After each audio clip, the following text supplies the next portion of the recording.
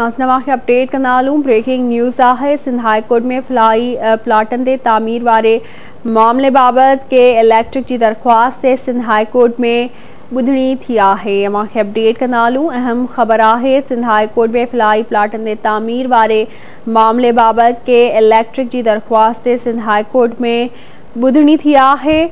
PAHC जे fly plot ते गैर कानूनी इमारत तामीर कई पई वञे, इहो चवणु आहे के इलेक्ट्रिक जे वकील जो। अवां खे अपडेट कंदा हलूं। ब्रेकिंग न्यूज़ आहे। कराची मां सिंध हाई कोर्ट में फ्लाई प्लाटन ते तामीर वारे मामले बाबत के इलेक्ट्रिक की दरख्वास्त ते सिंध हाई कोर्ट में ॿुधणी थी आहे। अदालत सिंध बिल्डिंग कंट्रोल अथॉरिटी खे तामीर रोकराए प्लॉट तहवील में वठण जो हुक्म ॾेई छॾियो आहे।